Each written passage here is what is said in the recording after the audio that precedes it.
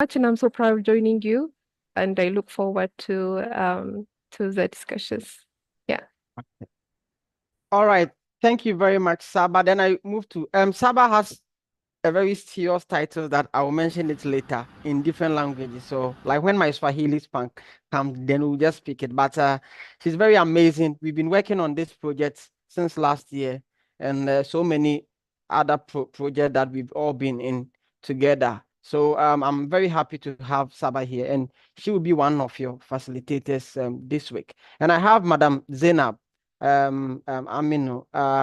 She's from Nigeria, so I'll hand over to Zainab to introduce herself. Then after that, we'll move to the next one. All right. Hi, everyone. I'm Zaina. Thank you, Fifi. Hi, Saba. So, like Fifi mentioned earlier, I'm Zainab Ali from Nigeria, and I'm also the co-facilitator in the Chinese Ambassadors for Internet Governance English Cohort.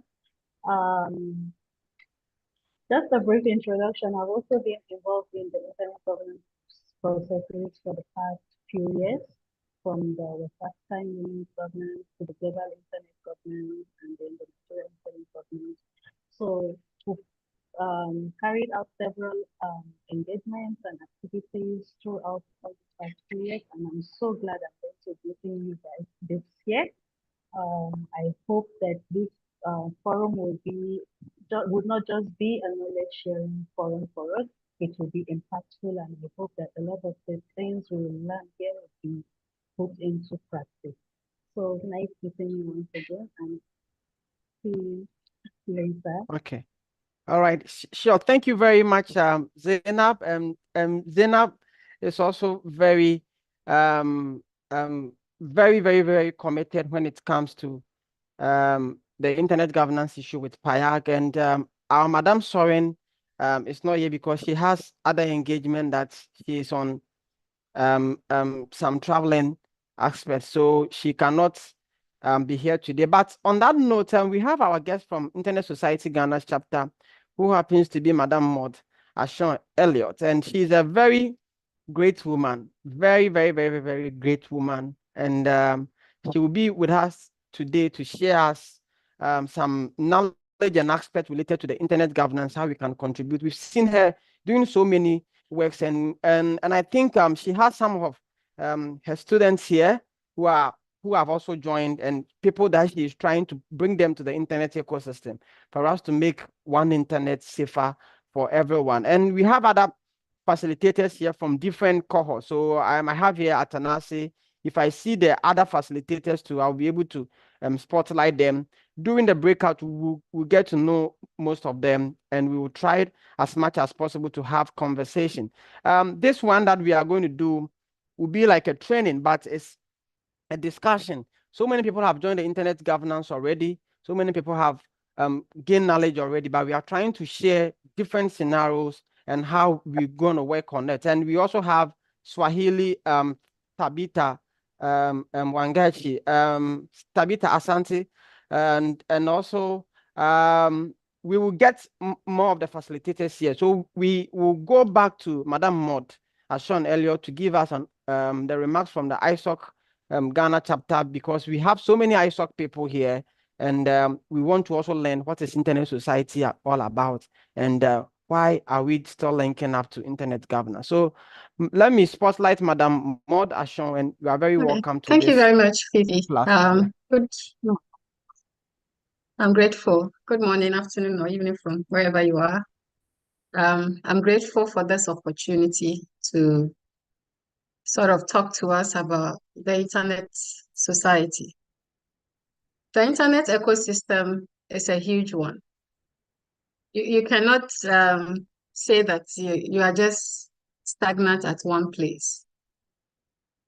Within the internet ecosystem, we have groups that deal with the policies that will help with the implementation, whatever standards that we bring out. So that tells you that there's another team that deals with the standards, and that's IETF. Normally, the IGF deals with governance issues, policy issues. It's important to have that section in everything that you do. And if you do not have regulations, we do not have things in place that would monitor and evaluate and make sure that whatever ideas that we have now will be sustained in the future, then things will not go well. That is why we need that governance part. We also have the other part that deals with advocacy. This is where you find the Internet Society mainly doing. So the Internet Society helps with the growth of the Internet. It helps with making the Internet stronger. It also shapes the Internet for the future. When we talk about these things, all we are saying is that we also deal with education. How do we grow the Internet? We educate, we advocate, we make sure that people understand what the Internet is about, how to use it, how to stay safe online, and all that. So you realize that it's a huge community, which needs everybody to be on board. Why? Because you are using the Internet. So you must understand it. You must know what can I contribute to make sure that it is sustainable. That is why the Internet Society is there. At the end of the day, I'm sure all of us would have to join the Internet Society if you are not. We have Internet Society in different countries. So we have different chapters in different countries. You can join using www.internetsociety.org. And when you join your country's chapter. So I am from the Ghana chapter. We have a lot of different chapters here in Africa and all over the world. And it's important to do that so that you can also contribute and engage to the internet, the discussions on the internet. What else do we do? We also make sure that we get ourselves involved with conferences. Like the way I'm here is an opportunity to talk to you about the Internet Society and how we engage. And it's important to let everybody know that whilst we are telling you about this, many would join. And then the interesting part is that we want to make sure that the young who are always hooked to the internet are members and understand the reasons why the internet exists and how they should use it. The Internet Society is engaged in a lot of things. We also play part in developmental roles. In most governments, I'm sure you realize that we have departments of either digitalization, ICT department, and most people there are members of the Internet Society who collaborate and who share ideas among each other in terms of country-based, regional-based, or even continent-based, so that we do not create a new wheel, but we find ways of making sure that we sort of contextualize the need for our continent, for our West, dealing with our region and even dealing with our country. So all these engagements are there. And we also are involved in life skills. A lot of people, we've seen that internet penetration in most countries have increased. So far, Ghana's own is around 69.3%. And it's still increasing. And whilst people are connecting to the internet, they must understand what they are doing. And that is very important to us. We do not only advocate on the digital skills, talking about ICT skills, we also sort of advocate on financial literacy. Why? Now we are dealing with the digital economy. We are all going cashless. What is it about? We must understand all these things before we even engage ourselves into them. We also involve entrepreneurship. How can we make money using the internet? So all these things are some of the things we've been engaged in, and that is why you realize that it's important to involve the youth, especially for them to be part of this great, group where you tend to learn more, you engage more, you find your peers online, and we want to make sure that we interconnect and we become one in everything that we do. So this is what the Internet Society is about. And I hope that as I was talking, most of you will be joining your specific country chapters and engage. Thank you very much. Is there any other thing you'd want me to add? Okay, all right. So, Madam Mod, thank you very much, and we appreciate, and we are going to come back to you maybe either Friday or any other aspect to maybe, like, I hope, like, I'm going to teach you how to speak Swahili so that you can say the same content to the Swahili people, and also like Arabic, provided the internet is very stable and good, because my other language comes whenever I have a very good internet. So thank you for joining us today, and we appreciate your time. And as Madam Mods said, we're going to join various internet society. It's a global community, but we have chapters in various countries, so you can contribute to there. We have so many internet society members coming from Ghana here. We appreciate you coming from Togo, Nigeria, Zambia, so many countries. Now you can put in the country that you are connecting from, and as we start our first training. So let me just explain to you. We have e-learning, and you have access to the content on the e-learning. All the documents we'll be sharing, we'll be using it for training. You have it on e-learning. Then there is a case studies in e-learning that you need to read so that you have discussion on it. Everyone who have joined the e-learning have access. We sent a mail to everyone, so you can have it.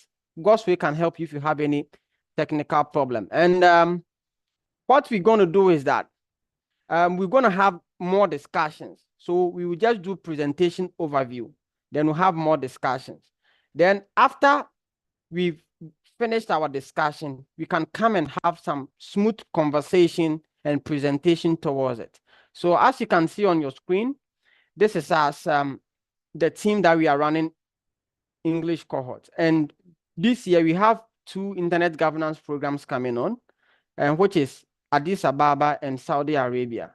And the issue is that we want to engage people to learn what is going on at the global level, at the regional level. The regional, we say Africa, then the global level is where the UN does their processes. So we will learn all those things. So today, the module 1 is going to give us overview introductory to internet governance. People have access to it already, so I think people have read. But what we are going to learn about is that the internet and the governance aspects, how are we linking it together?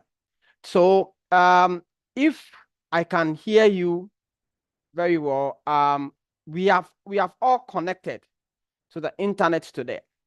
Now, whilst we connecting to the internet today, someone is connecting from, let me see the chats. Ghana, someone is coming from Gambia, Zambia, Kenya, Malawi. So different countries. And we can see that we have a lot of Nigeria, Ethiopia people are here, and Eritrea. Wow, that's very wonderful. So we have a lot of people coming from Tanzania too is here. Wow.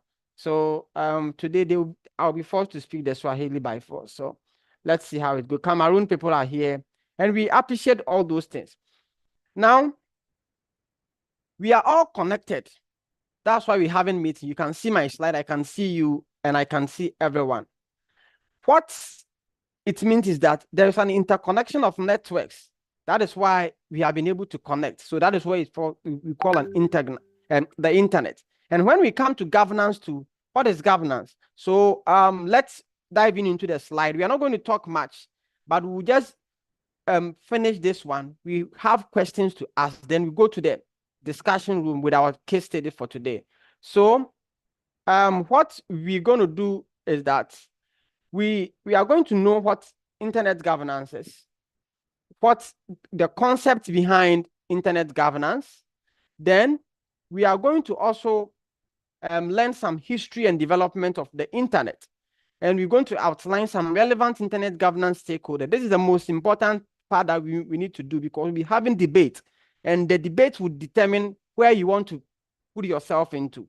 Then we have some internet governance issues you think that it is in your home country. So we will use that one to move into it. And we'll be doing that through the chat as well. So let's go through. And you have access to the e-learning with this document. So let's try to go through.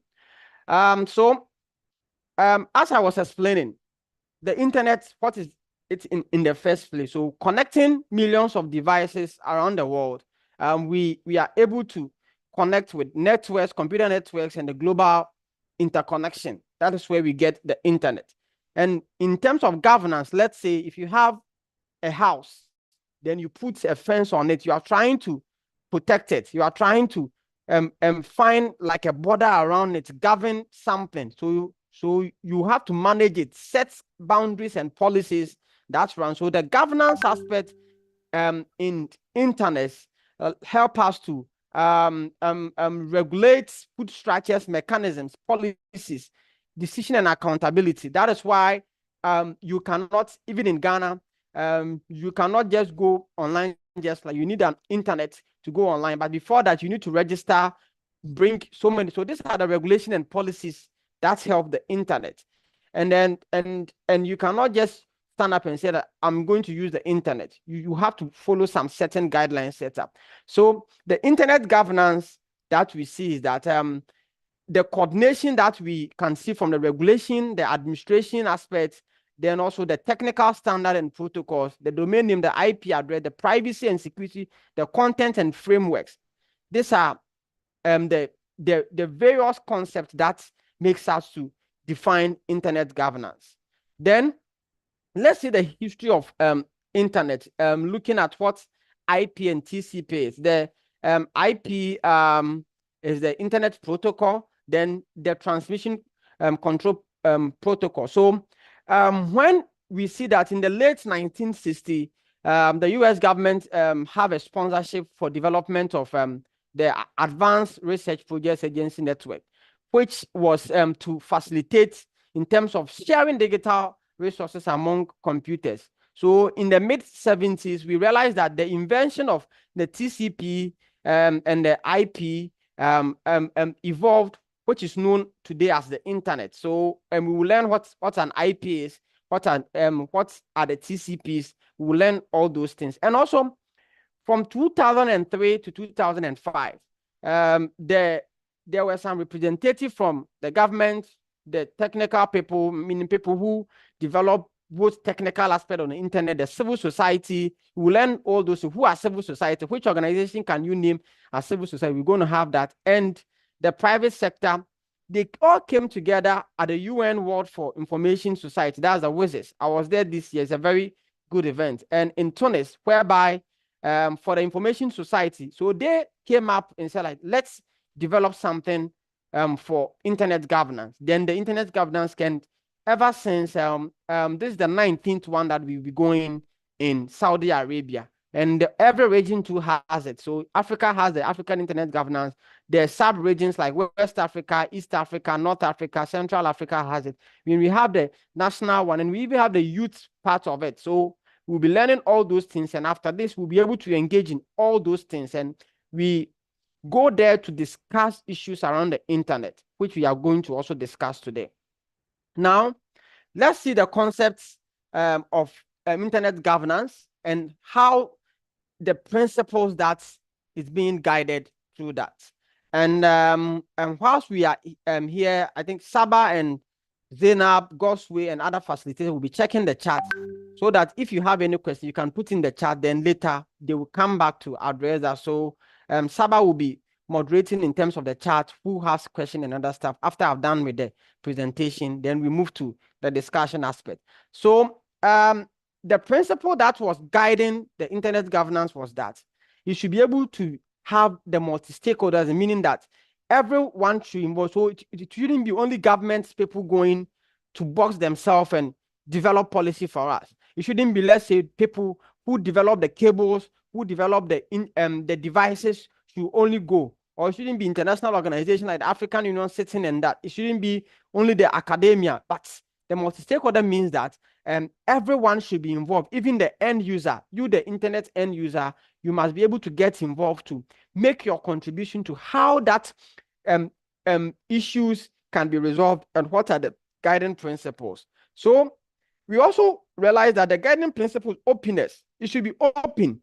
Make it open. Don't restrict it that maybe these people, we are doing this and we don't want these people to see. Whatever that you want to bring out on the internet, you should be open that everybody have a fair idea of it. So that is also another concept that relates to the principles.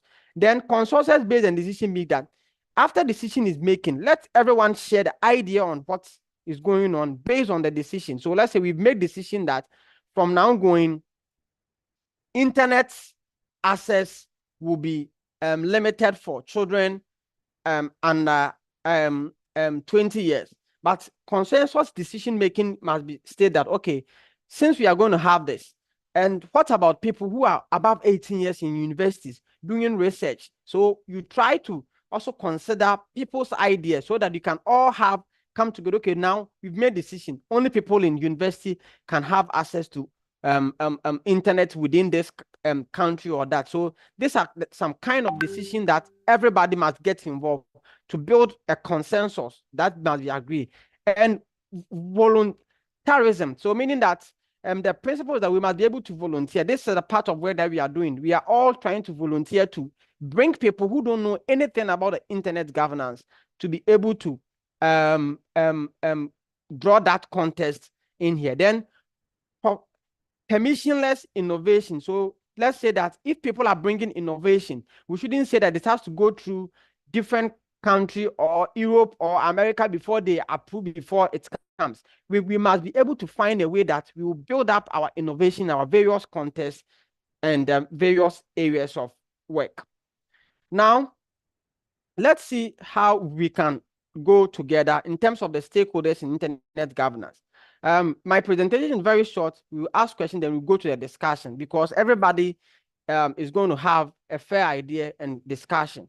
And what we're going to do is that we'll share with you into different rooms, then we will just run that. So the internet governance stakeholders, these are various actors, and they help in terms of the policy formulation and bringing up the issue together to make a decision. So it includes the national government. So maybe in Ghana or in how do you call it, in Zambia, you may see that some government officials are involved in the internet aspect. Mostly it starts sitting from the Ministry of ICT or Digital or Ministry of Technology. They normally come from the side of the government. And we have the international organization, which is like we will just be doing that exercise in the chat. So I'll be asking all those things, then you can mention that. Then we have the business sector, the civil society, and the technical community. Now, we will be having, so in terms of the government stakeholder group, the governments have to train officials to develop policies. So that's what the government do. The government is more into the policy side. Then the business people are concerned like in terms of making it sure that they provide services to run the internet. So like how people will develop devices, deploy networks to various areas. And the civil society has be able to share their concerns, participate in terms of coordination, and like how when internet is shut down in different countries, we come out to say our and what we need to do, then what we need to share. So then that is fine. Then we have the various contests related to the internet asset, which is the technical community stakeholder group. We have different stakeholder groups. We are going to learn on it. Now, let's start in terms of put it in the chat. Then we have to, if you have a question, raise it. But I want you to put in the chat, mention maybe a name of a government agency within your country, which oversees, let's say, things related to internet governance and policies and that, and we'll be trying to bring out loud on that. So, how many do we have tech innovators or individual reputed professionals as part of internet governance process? So, yeah. So, someone Abdul Malik is asking, do we have innovators, tech professionals, or tech as part of internet governance stakeholders? So, yes, we have these people form as part of the technical community. So the technical communities are able to bring in, okay, fine, we want to develop like a 5G devices. So these are the innovations that they are coming. They are the technical people. They develop things that communicate with the internet. So that is that. So let's put in the chat the name of government organizations that leads maybe internet governance processes or come from the government side, from the internet governance. Okay, so we have Reynolds saying that Minister of Communication and Digitalization in Ghana. Wow, that's good. So Malawi Communication Authority, MACA. Then in Zambia, we have ZICTA. Please make the full name. We all want to learn so that if someone want to learn something about that, we can. National Communication Authority in Ghana. Okay, they are also like a regulatory body. Okay, we have the Malawi. Okay, that handles the internet. The TCRA. What's the meaning of TCRA? Blessed. So Nigerian Communication Commission. That's fine. National Information Technology. So we have the Botswana IGF. Botswana IGF, it is sitting at the government, or it's a national program. So let's know the agencies that is in there. So from the government side, which agencies? The Botswana IGF may come from different stakeholder groups. Now we've known what stakeholder groups are. So let's try to mention some of them. And that's so. Okay. So who? Like I'll hand over to Saba. Then Saba will start asking, moderating the questions that we have. Thank you so much, Shifi. Thank you for the presentation. Actually, we don't have that much question in the chat, but we have a lot of answers to the stakeholder groups who are responsible for this in each of the countries. And mostly, yeah, the Nigerian Communications Commission, National Information Technology Development Agency is here, and then Association of Telcos in Ghana, e-governance and Internet Governance Foundation for Africa is also there. From Tanzania, we have the Tanzanian Communication Regulation Authority. This is, of course, the government stakeholder group. Tanzania Communication Regulatory Authority again, and please, if you are not speaking, mute your mic, please. Okay, Saba. yeah, Fifi. So these are the answers actually, but please, anyone, feel free to ask if you have any questions. Okay, we have here.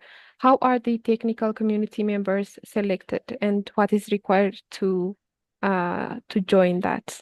This is a question in the chat, Fifi. Over to you. Okay, all right. So there is no selection based on the technical community, how they are selected or criteria, but it comes from the technical side that, let's say, when you know yourself that, okay, I am a technical person. Let's say I'm an IT engineer and I work on Cisco networks and other stuff. Maybe I write softwares and programs and other stuff. Speaking. Wow. Can he be muted? Okay. All right. Sorry for that. So please, if you're not speaking, please kindly mute your mic, please. Or else, like, we will just send you back to the stage. Then you cannot come in again. Sorry for that. So looking at that side, so let's say I am a computer science graduate. I can work for the government and choose to be in a civil society. It can belong to so many stakeholder groups. So there is no selection on that. But when we go into the stakeholder groups aspects, then you can identify to choose, okay, I want to be here because you know yourself. Maybe I am an IT engineer, I'm a network engineer, so I feel that I can contribute much to the technical community. I can share my ideas on how IP addresses work. I can share my ideas on how network topologies work. I can help develop infrastructure aspect of the internet governance. So you can choose. People can choose to be, okay, I don't want to belong there. I belong to end user because I'm using it. So I want to belong to the end user. So these are the kind of selection is done by the choices of the individual where you want to belong. So that is it. So now I'll ask another question. In terms of civil society, can you type which civil society in your country do you think that they belong to the internet governance processes? So if you know any civil society, just like mention it there. Good day, everyone. My name is Mariam Abdullahi Jibrin. I'm a Nigerian. Like in Nigeria, we have many of such organizations, civil societies that help. In one of them include there is a Human Rights TV. I'm currently watching it before I started this Zoom meeting with you. We call it Berkati Family. They involve themselves in all of these kinds of internet governance. They tax government to do the necessary things. They involve in humanitarian activities and many of them. Thank you. Okay, all right. So thank you very much for highlighting this. So we have a lot of civil society in there. And what I'm going to do is that we are going to have 5 breakout rooms, and most of the facilitators will be there.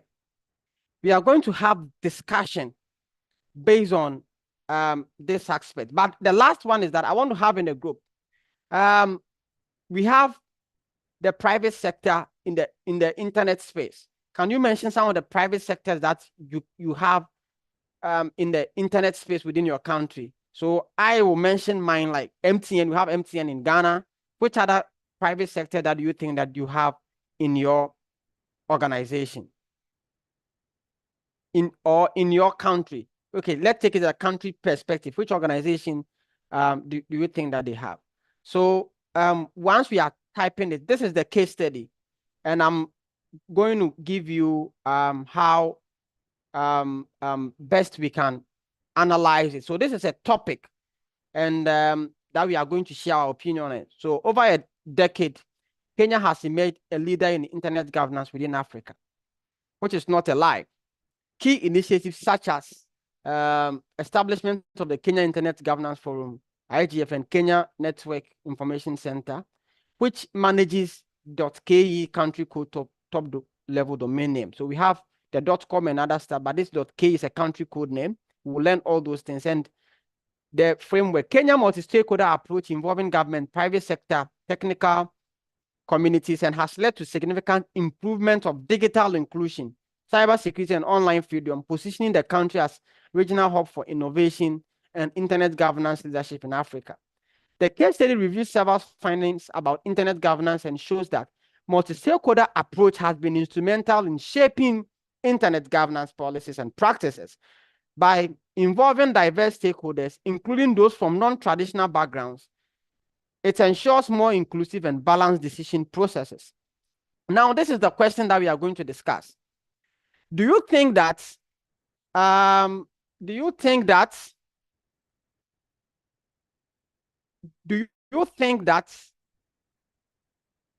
stakeholder approach is a good process in solving internet-related issues? And if it is so, what are your justifications based on your group? Now, we have only 5 groups, and we are doing business, civil society, technical community, government, and academia. So we will not go to international organization. So let's stick with this 5.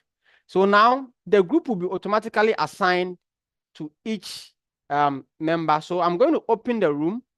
Then you all join automatically. You have assigned to a group. Then the group will have discussions in there.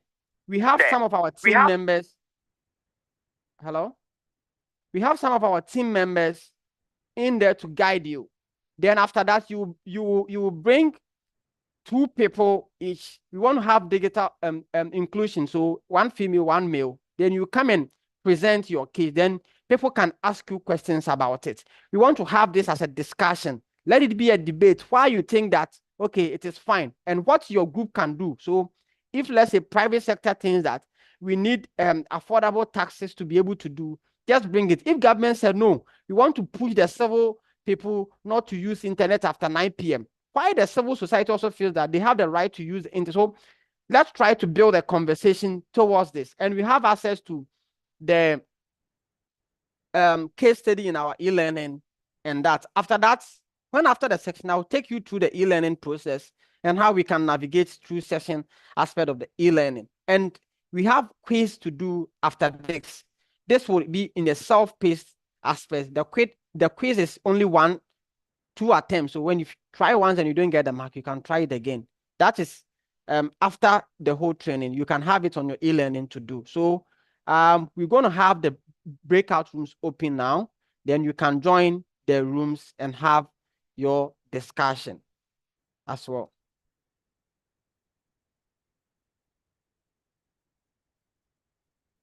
Okay.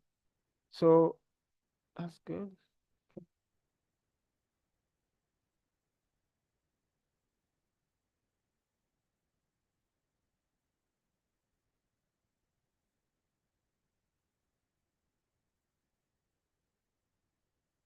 So we have 25 minutes. We have 25 minutes. We'll come back and have the discussion.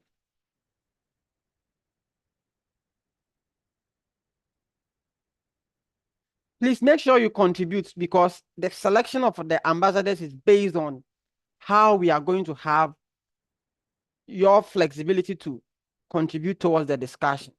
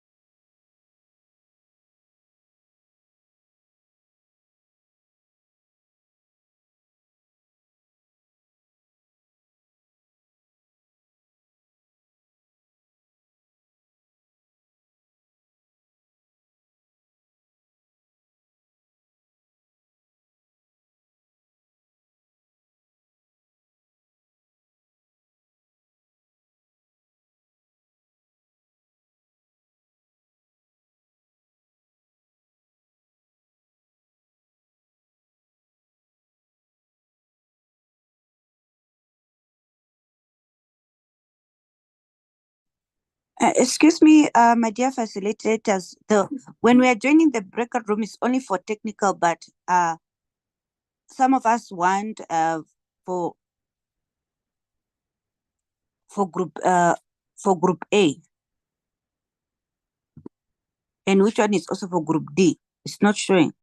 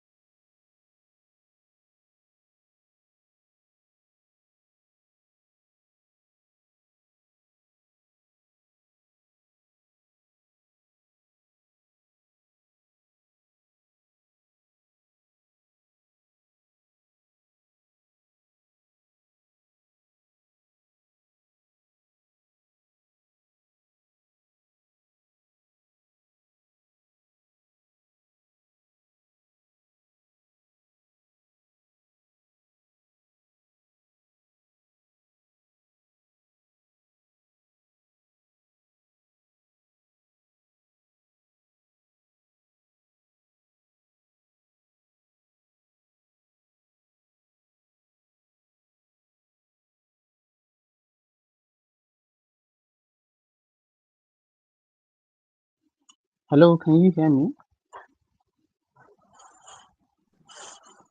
Yes, I can hear you. I'm just trying to understand which, because they said we are going to be assigned. I'm not yet assigned and I'm not part of the technical. Okay, we were already assigned, right? I was just disconnected. I was already assigned. I think the assignment has already been done. We've already been assigned. So But I I'm was not, disconnected. how do I get there? Okay, I'm not sure. I just reconnected because I was disconnected for some minutes from my own group. So and then logging back in, I found myself here. Okay. I, Abia, I have moved you, so just like accept and move. Aaron. Aaron, I'm in the academia. Okay, so let me switch you back to academia. Okay, thank you very much.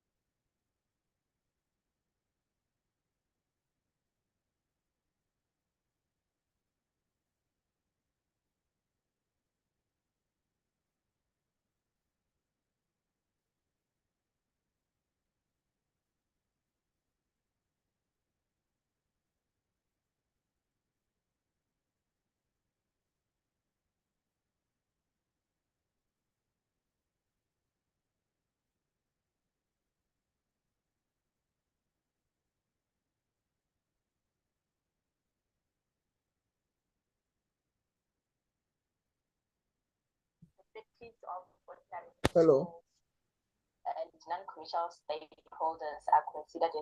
Hello, Raphael. Yes, could you please add me into the breakout room? My phone was not working, so I had to switch on my laptop. Okay. Okay. All right, you are in now. Okay, thank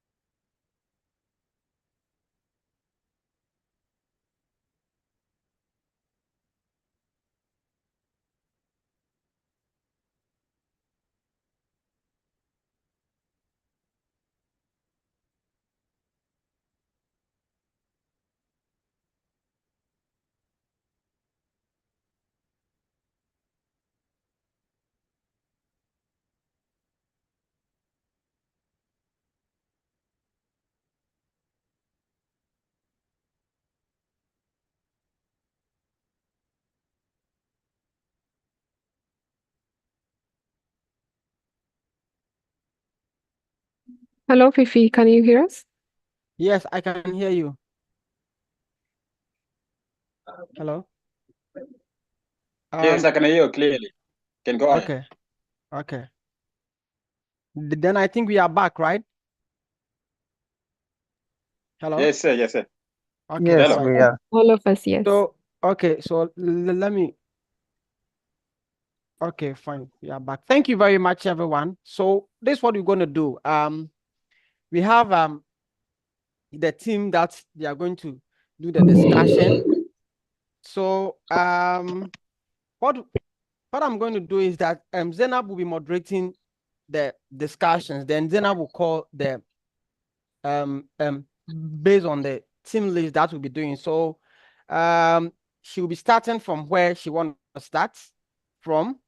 Then we can see how the discussion will go. Then we'll have questions too. They are facilitators like will also be there to guide if they also have any contributions or questions that they can summarize it for us.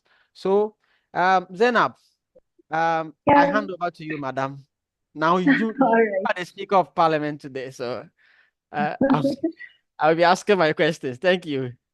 All right. Thank you very much, Fifi, and welcome back, everyone. First, we'll be starting with Group A, that's the business groups and private sector. Can we have the names of the presenters from Group A, please? You can Hi, drop it on the Zainab. We Yeah. have Binelonge. Okay. So Binelonge, Come again, please, ma'am. yeah, so those who will be speaking for the group, you raise up your hand, then we can spotlight you. We just want you to come Yeah. in the video. So, and sorry to say, we are streaming live too on our YouTube channel. Everything will be recorded. We have the video. So if you still want to go back and have some insight for your assignment, you can still go back to have it. So thank you. All right, thank you. So I expect to have two persons from each group, inclusive group representative, that's a male and a female. So I don't know. I have been along a blessing, right? That should be a female. How about the male representative from business sector group? Business slash private sector. So you can raise up your hand if you are speaking for the first one, the business and private sector. Please raise up your hand if you are speaking. Okay. All right. So thank you, Tabitha, for that. Maybe Blessing, if you have your points for the business sector group, how you think the business sector group can contribute to the role that they can play in regulating the internet, the business group slash private sector. Please go ahead. You can unmute yourself and let's have your points.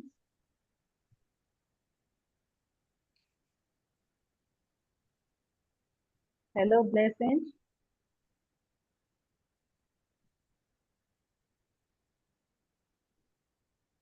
Okay.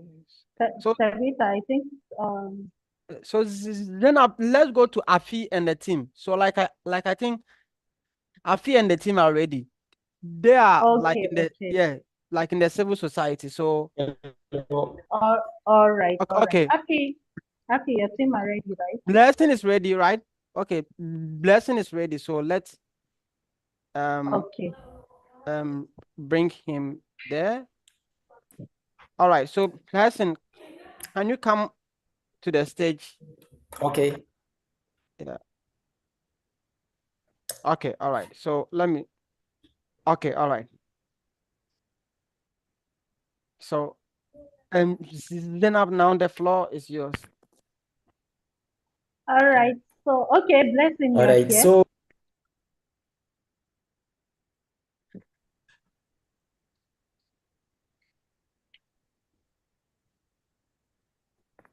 Go ahead, please. hello. Oh, he can hear you, Blessing. All right. So if your internet is not stable, then you can all switch right, off your maybe camera. my To, network. yeah. So like if your network and maybe you can put off your camera to get a stable Exactly. internet, then do that for us. All right.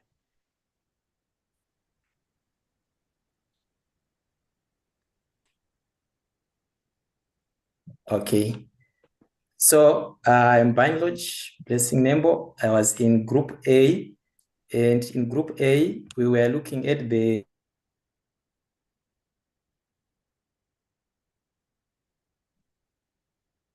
the private sector and the business group in the stakeholder approach in internet-related issues. So we have come up with the following ideas. And the first one was like a stakeholders approach.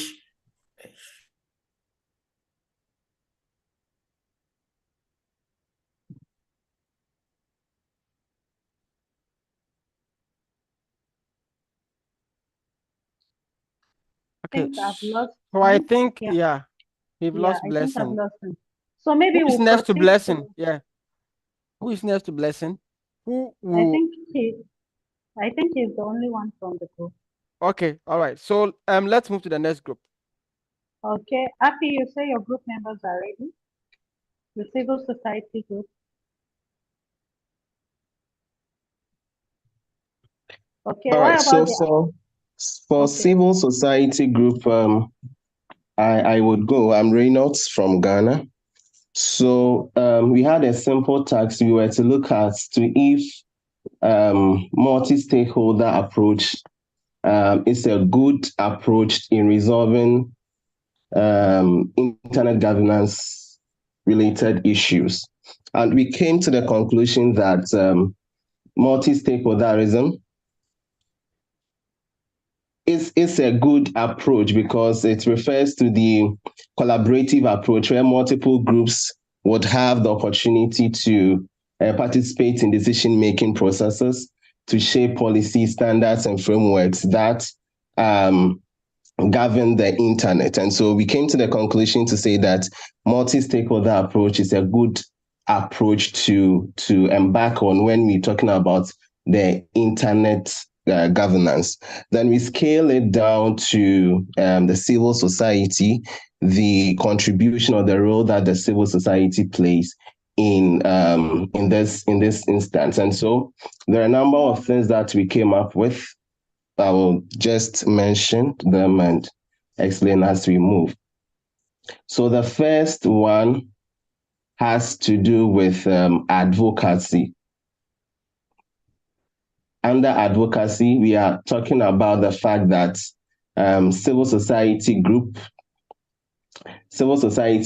do have the opportunity to ensure that internet governance frameworks in place. I mean, to champion the enactment of internet governance policies, advocate or champion for internet governance related laws like data protection laws, information security laws that will enable people have their rights. So these laws and policies, when they are in place, would protect the fundamental human rights of people.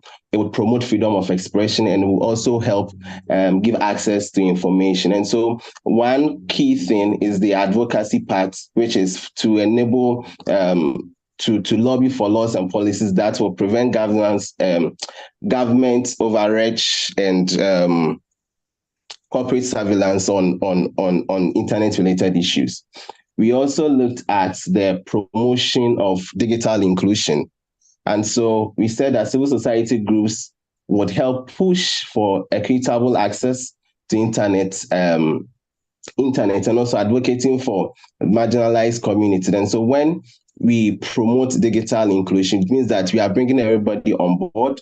We are looking at people who may be in rural communities. We are looking at people who may not be presented well. We are speaking for them. So we are bringing everybody to the limelight in terms of internet. We also looked at education as a civil society group, creating the necessary training and awareness in terms of internet governance is one key thing that we can support the internet governance ecosystem with. It would mean that we are participating in public forums. We are putting together stakeholders. We are engaging policymakers. We are talking about issues related to internet governance. We are raising awareness on digital rights. We are raising awareness on data protection and privacy. We are putting together resources and campaigns that will empower people and communities to understand and navigate the digital space effectively. And so that will be on education. We also spoke about representation. I think I touched a bit on it when I was speaking on the advocacy, but essentially we are looking at the civil society being the voice of individuals and then communities, those who are not represented or those who are marginalized. And by this, we would represent the public interest. We would ensure that we are pushing people to know what they should know, to have their right to know what to say and how to use the internet appropriately and effectively. We also spoke about, am I timed? Don't worry, go ahead. Yes, you are timed, Yes. but I'm watching the time. All right. So another thing that came to our attention is ensuring accountability. And so the civil society group would be more like a check on the other stakeholders. So for instance, government, right? So the civil society will be in there to ensure that groups like government, corporations, and other stakeholders are accountable with their actions in terms of how the internet is governed within their jurisdiction.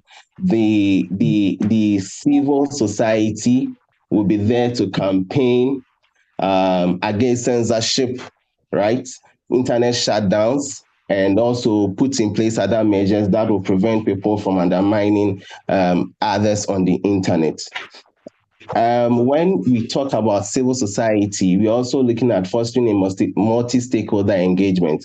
And so we, as a civil society, we will play a key role in promoting dialogue with different stakeholders, engaging different department agencies, international organizations, government agencies, business and technical communities. So we have that diversity with products and services that would come up on the internet, where we are making sure that things that are seen on the internet are good for people to consume. They are good for, every demographic, right? For children, for adults, for males, for females, for every individual within the space. And so engaging in civil multi-stakeholder engagement would ensure that we are fostering that continuous communication between stakeholders and making sure that policies and their laws would align to the benefit of individuals. I think these are a few things we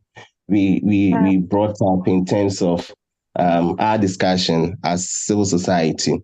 My other group members are online. They can add on if I skipped any. Thank you.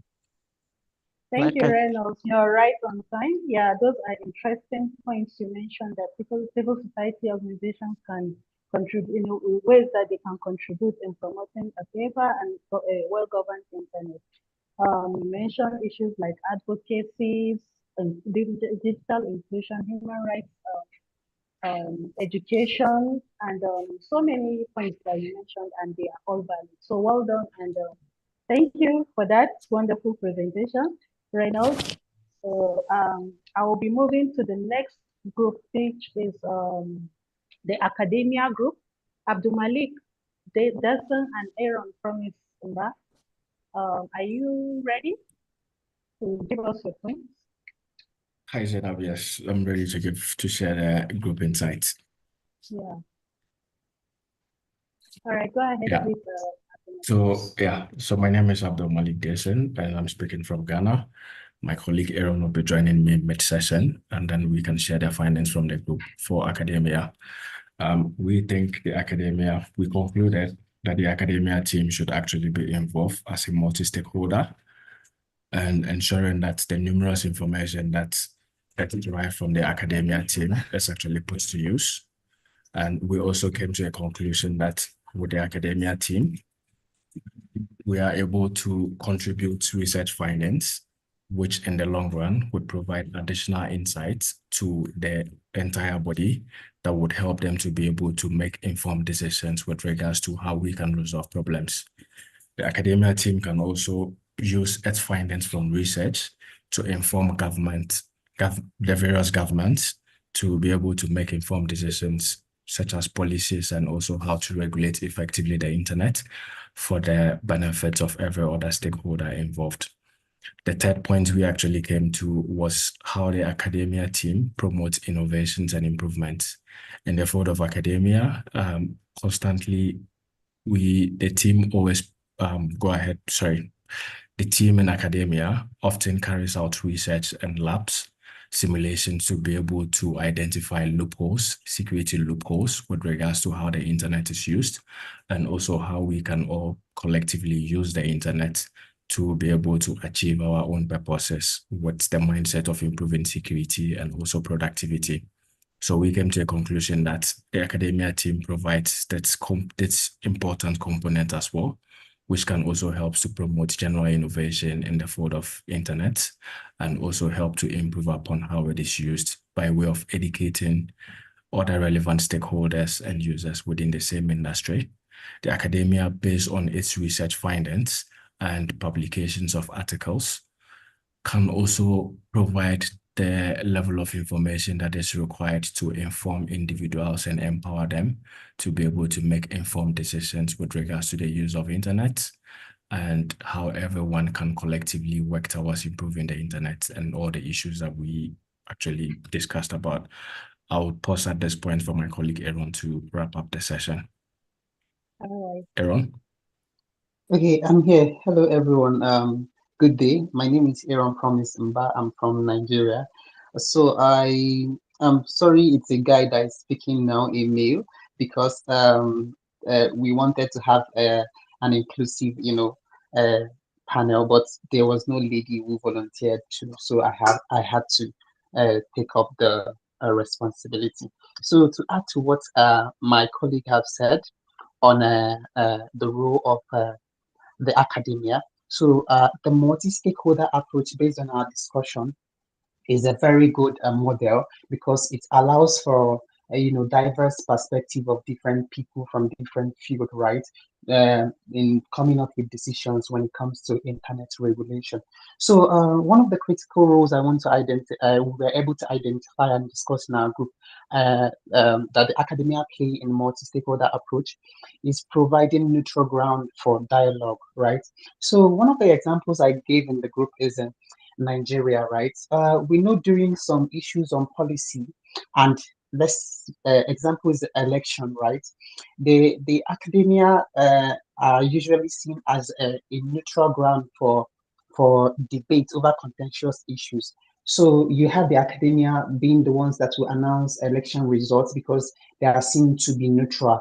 They are the ones that provide like a neutral ground for decision making when there is a debate and all of those controversial issues. So unlike the government and the private sector, the academia are seen as less biased, right? So they allow to facilitate discussions and negotiations where conflicting interests exist. So that neutrality that the academia brings, it helps to build consensus among the different other stakeholders who have divergent priorities. So another role we were able to identify is shaping global norms and standards, right? So we know that the academic research in particular is very instrumental when it comes to shaping global norms.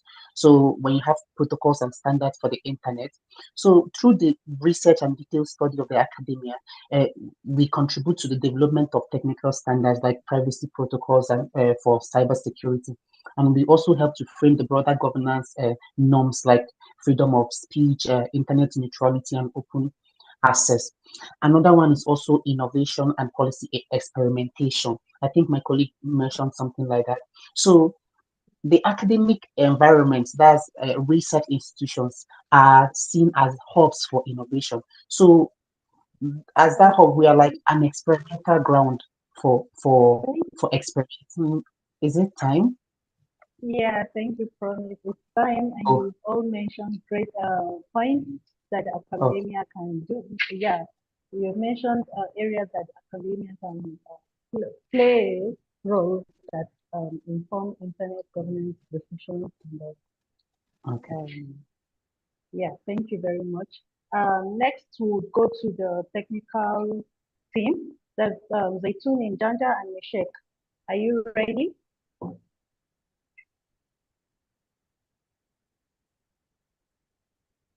Zaitun? Yes, yes, I'm Okay. ready. Mishek here. Yeah, you can go ahead and so tell us how technical communities can be involved in the internet governance space. Thank you very much once again. Sorry, I think Okay, you said my name is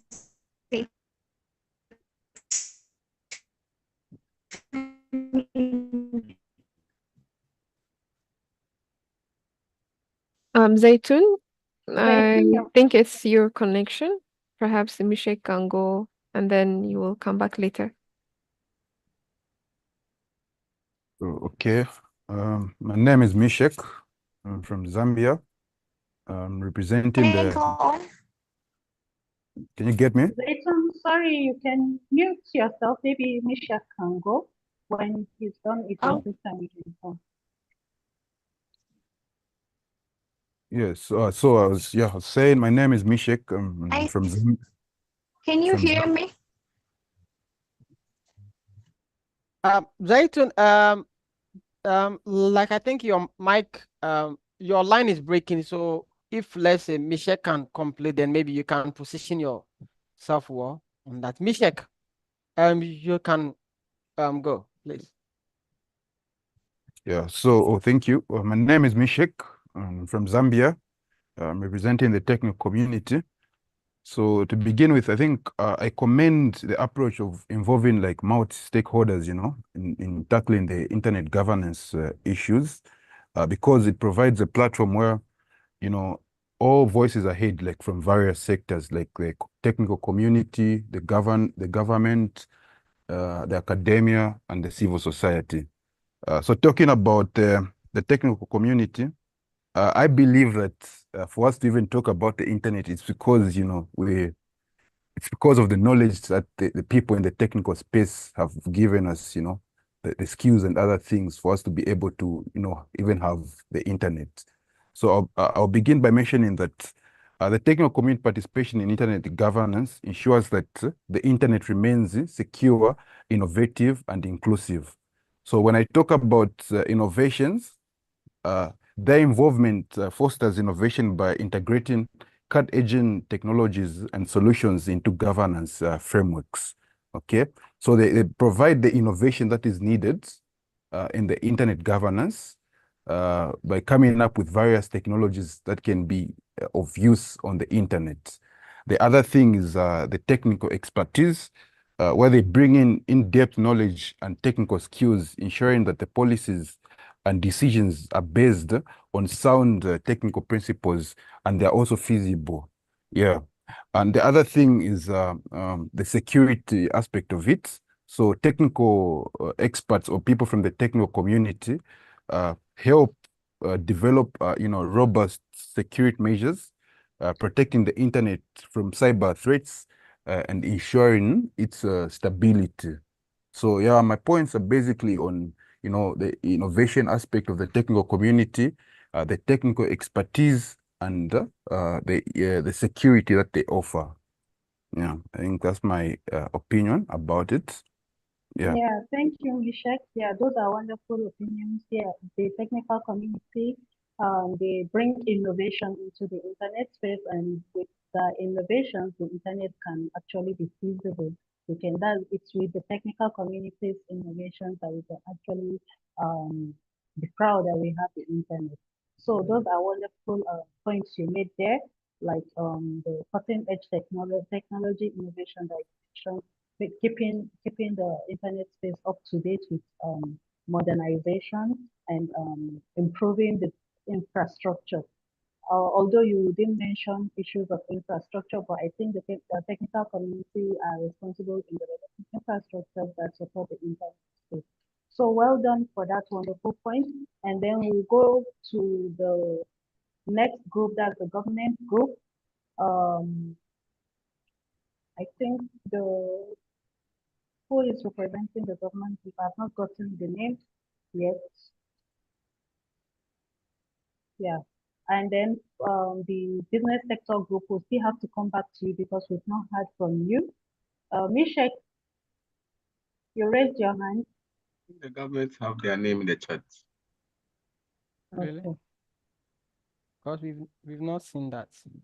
I think Michelle, yeah, that's the Michelle person. I think, yeah. But Okay. he's the one that you presenting now for the technical community, or that one is different. Hello, Fifi. From Mishak, the friend. he's from Mishak the Shelika. Oh, okay. okay, Mishek Sheleka from the government group, yeah. Okay, you can go ahead, please, Mishek. Hello, good afternoon. I hope I'm audible enough. Yeah, you're audible. You're audible enough. All right, Sorry. all right. Thank you so much. I am a different Mishek, and I am based in Zambia too. Yeah, I got that. I'm excited to meet someone with my similar name. I'm so excited. So I am part of the group that was doing conversations about the government, and unfortunately, we do not have another speaker. So I'll just cruise through what we discussed. Because of time, I think I'll try by all means to just be within time. So as the government, I can say that we are the backbone of almost each and every aspect of what is being discussed here. And why I say so is because the government builds infrastructure, supports, such initiatives that promote good governance, internet, and also we are mostly, the government is mostly, doing support and collaborate with various stakeholders that bring about internet initiatives or ideas. So why we felt that the multi-stakeholder approach is very important is because it ensures that there is inclusive decision making on various platforms. And that's something that is more important in making sure that no one is left behind, especially different stakeholders like we discussed who are mostly involved in the internet space. So we can talk about communities themselves, government agencies, the private sector, including the business, academia, and the TSOs. They are all part of everything that comes to play because why we say so is because governments mostly are looking out for investors, they're looking out for opportunities, even with neighboring countries across the continent. So it ensures that there's legitimacy when we have a multi-sectoral approach, because people believe in the things that they trust the government, and if they begin to deliver, then it becomes a very huge thing that is being done. I don't know, someone says that I'm not audible enough. I don't know, am I audible? Yeah, we can hear you. Okay, I'll just check.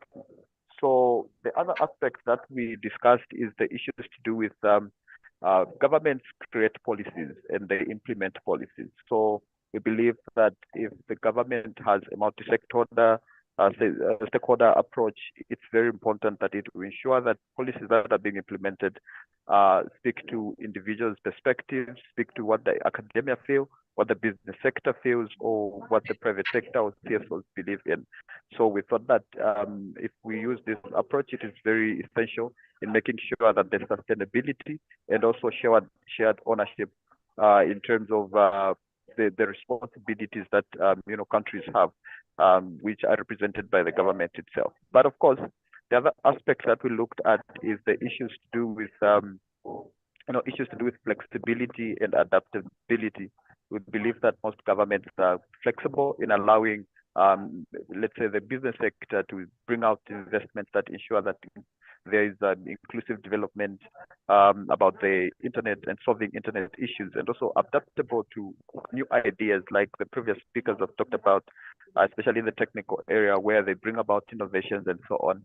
They cannot do that if there's no support from the government. So we believe that the government is more of the bigger stakeholder in almost each and every aspect of ensuring that there is implementation of policies, also improving of different infrastructure, and also investing in ideas and innovations that especially young people bring about, especially currently in terms of solving community problems.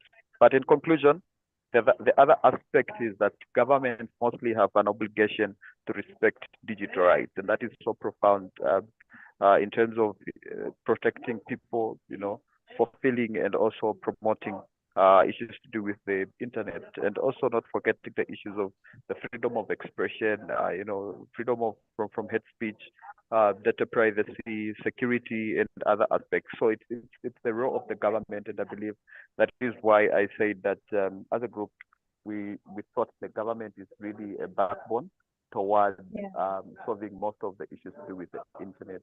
That's what we discussed. I don't know if there's anything that the group members would like to ask. But that is what we talked about. Thank you. All right, that's wonderful, Mishek. You mentioned one of the most important points the roles that government can play in internet governance, as policy implementation, regulation, upholding policies. So if they implement policies and they don't uphold it, then implementation is not actually effective. So thank you for that wonderful point. Godsway, you raised your hand. Do you want to speak? Yes, Zena, please, if you could maybe increase your voice a bit. I think your voice is too low for. Okay. So I don't know. Everybody can hear me now. Yes. Yeah. Okay. All right. So that's from Mishek Sheleka. That's wonderful. You've mentioned very points that are very, very, very, very valid. And also, government has roles in international relations, because sometimes we need to adopt policies from international space that has to do with promoting inclusivity in the internet space. So that's wonderful. Then we will be going back to the business group slash public sector. Blessing, I don't know if we can still hear from you. Okay, Tabitha. I know we had technical challenges with the first presenter, but we have another presenter in the group who was equally present. Bilton Moiru, please go ahead. Hello, everyone. Can you hear me? Yes, we can hear you. All right. So I'm Bilton Moiru from Uganda, Kampala, and I'm in the tech business. So our group was business group, private sector, and we had a very amazing discussion. So yes, the multi-stakeholder approach, we all agreed that's widely considered an effective process for solving internet-related issues, particularly because the internet touches on various sectors and interests. By bringing together diverse stakeholders, especially in the business sector, we ensure that the internet governance reflects a broad range of perspectives and expertise. Speaking of expertise, the internet is a complex ecosystem that involves technical, legal, social, and economic dimensions. A multi-stakeholder approach to me would mean allowing the pooling of knowledge, resources from different experts or sectors that do ensure decisions are well-rounded and that do address the complexities of internet governance. And we pulled out some ideas of different conferences that bring together the private sector. I pointed out one conference, the Africa Tech Festival, which usually last year it happened in Nairobi. This year it's in South Africa in November, where different stakeholders in the telecom and the tech industry come together to discuss and innovate new approaches, new solutions, new policies for their different domains. and went ahead discussed adaptability. The internet is rapidly evolving. That means a multi-stakeholder model allows for a more flexible and responsive approach to new challenges. Businesses and private sector entities often bring innovation and cutting-edge solutions that can be critical in addressing emerging internet governance issues. We as well mentioned that private sector is the biggest contributor to the internet. The private sector builds and develops tools and platforms and services that power the internet. So we would all agree that without the private sector, we wouldn't have an open internet. But because of the private sector, we don't have all these. So they don't participate in the internet governance, and they do ensure that policies support innovation, which is very key for internet governance, and that they ensure the digital economy continues to bloom. I would point out one recent incident. We are all aware of the recent CrowdStrike incident that highlights the importance of multi-stakeholder approach in addressing cybersecurity and internet governance issues. While CrowdStrike itself is a private sector entity known for its cybersecurity services, its role in combating cyber threats, particularly large-scale ones like ransomware, does exemplify how business groups or the private sector contribute to the internet governance and security. And finally, I will conclude by saying maybe one other point we're not done. Just a second. Oh, okay. I would conclude by saying the multi-stakeholder approach allows for comprehensive and dynamic problem solving in the internet governance, and then the private sector still contributes essential technical, financial, and security expertise to ensure that internet remains a free, secure, and open global resource. That's in a nutshell, that's our submission. Thank you. All right. Thank you very much for that wonderful presentation. So all, like you've already mentioned, business sector has a great role in promoting economic growth and harmonizing regulations between openness. So, yeah, as we can see, a lot of items we've mentioned are intertwined with all the multi-stakeholders, all the stakeholders that we've presented. Some of the things are intertwined, and that's why the internet governance has a multi-stakeholder approach to its to its issues and aspects. I'll be handing over back to Fifi. Thank you, everyone. Okay, all right. All right, thank you. So Saba will continue the next aspect. We want to have all this discussion, we want to have some few questions on that. Maybe within 5 minutes, then we will just move to the closing session. We don't want to keep you because some of the internet are not stable. But after that, I'll give some announcements and some processes that we need to do. Then we'll just go. So Saba, I hand over to you. Thank you, Fifi. Thank you so much, Zainab, for moderating this part.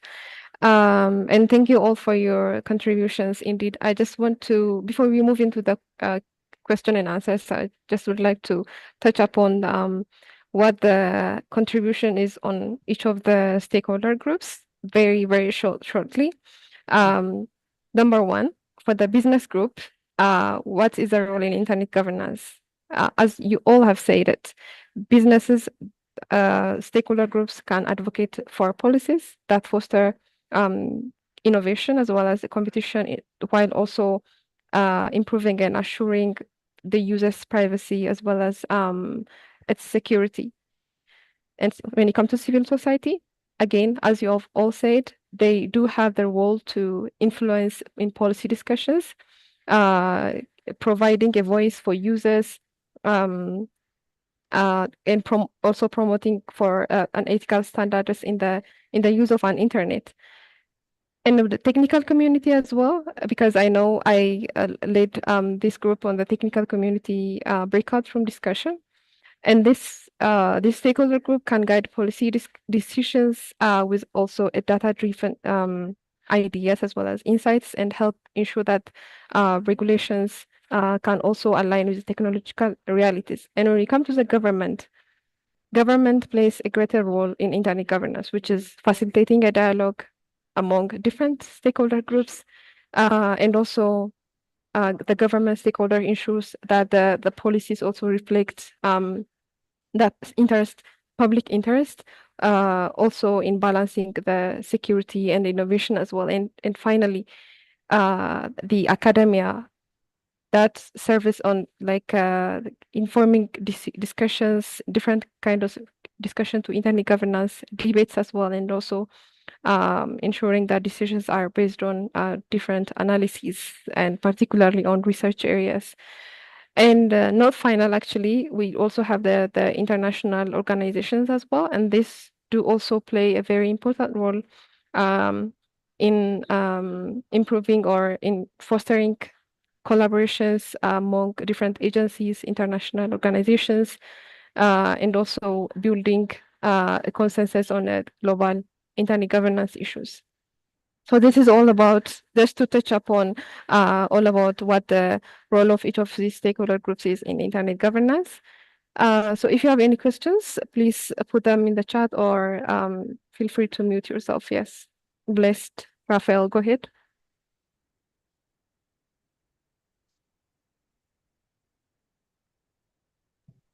Hello, everyone. yeah. Can you hear me? Yeah, we can hear you. Yes, so I would like to add upon on the technical part. I think I was looking into some research on artificial intelligence, on how I think artificial intelligence could be a concern on how we use the internet. People have been using a lot of artificial intelligence lately, but I think we need to have internet governance on it. In Tanzania, our government has been hosting some webinars and conferences and meetings on how to limit the power of artificial intelligence and how much data is shared with these machine learning models and artificial intelligence models.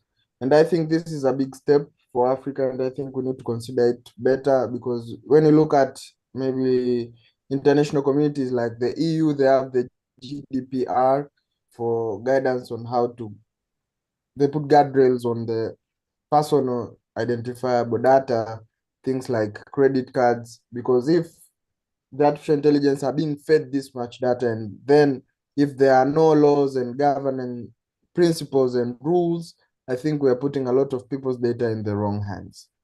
Thank you.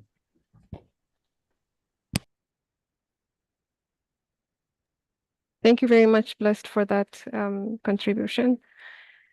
Yes, we do have a question in the chat here, Fifi. How does the government ensure that the voices of civil society, businesses, and the technical community are equally represented in internet governance decision-making processes?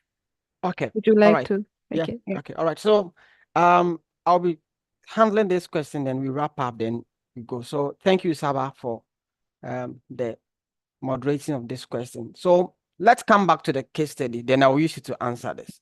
So let's say in terms of our case study saying that Kenya has a top level domain name, the country code domain name. So let's say the government wants to establish that domain name .ke. In Ghana, we have .gh. So the government involves all the stakeholder groups. So let's say the government involves the business, the civil society, the technical community, the academia, and that. The government provide the policy regulation compliance.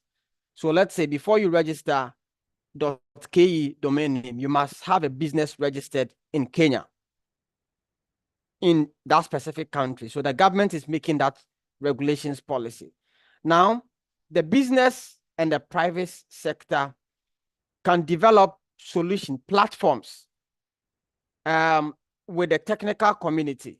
So the business entities are the ones going to sell the domain names to people. So let's say come and buy fifi.ke, or let's say mybusiness.ke. Then we also come to the technical communities. They are going to develop an infrastructure, say, okay, fine, we can map this into hosting services. We can develop the platform, people can go in and register. And that then we come to the civil society because they contain the people that they are going to use the services they are going to. So how advocacy are we going?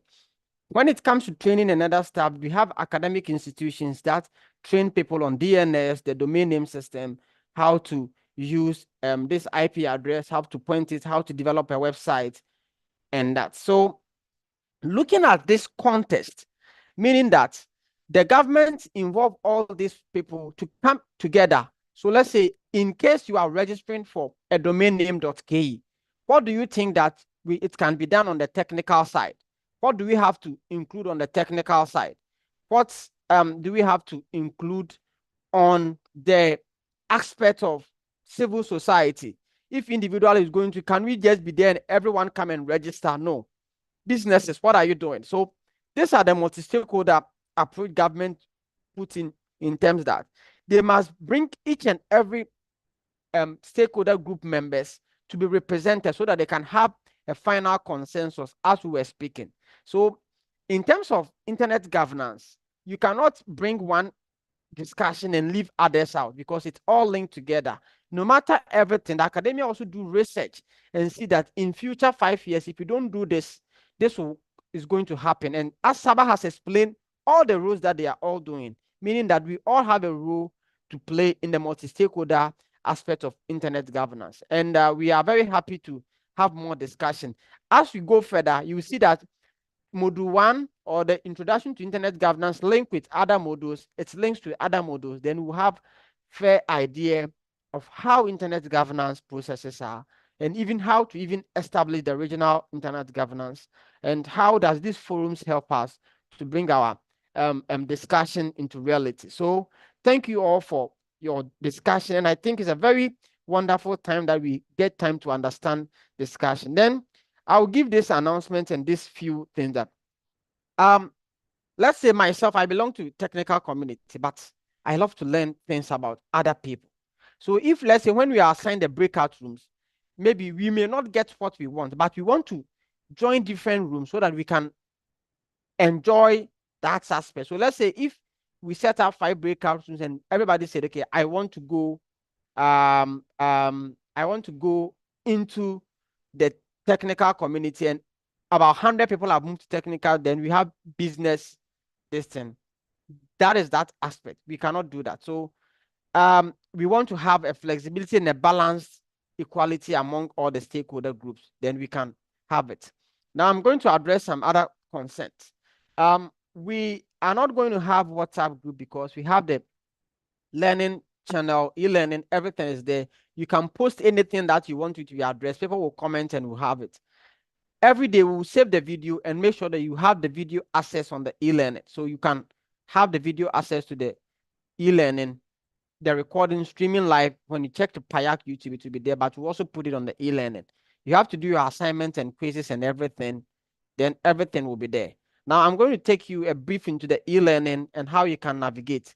The courses are designed that it is a time base. So when it's time for you to do the section, you have access to the course. Some courses start in specific time and specific date. So you must be able to address this.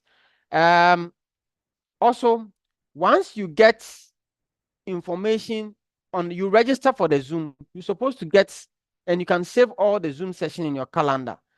I've seen Raphael or someone is saying that they don't get information about the notification about the sessions.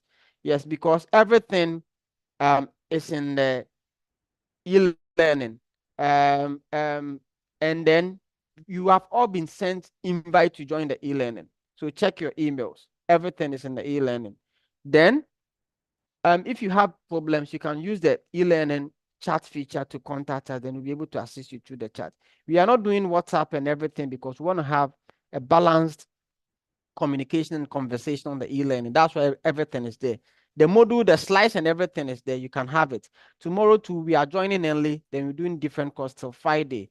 The most interesting part of Payaig training is that Friday are the can be the most happy day because we have a lot of things that will go. I'm not going to say it now, but you just come Friday and you experience it live for yourself. So you will enjoy the most interesting part of the training. And let me share my screen, then I'll show you how the e-learning model is going to work. Then you can add people that you know as friends. Then you can also find a way to do your quizzes and assignments and everything. Then once you are done, you can have the flexibility to go over again. The course must be able to tell you that you are completing or you are not completing. So everyone have access to that platform by your email. Check your junk if you don't have it, because you're supposed to have that aspect. So when you go to the Payaig e-learning, this is it. So this is an account here. So you do introduction to module 1.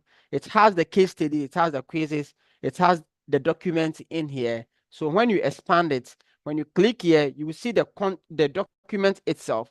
Then you can also see the video itself for the module 1. Then when you come to the aspect of quizzes is there. You cannot complete quiz module 2 when you haven't done for module 1 quiz. So that is that. So this one, like after from 13 o'clock, you see that the quiz will be available for people to do it. So this is the aspect, and we have Payaig live streaming. We'll put the live stream that we've done in the module link for you to have access directly. So I think that this is the aspect that we have gotten to.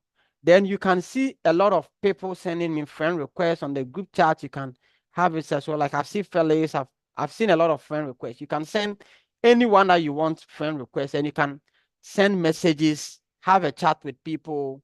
Then you can try as much as possible to how do you call it?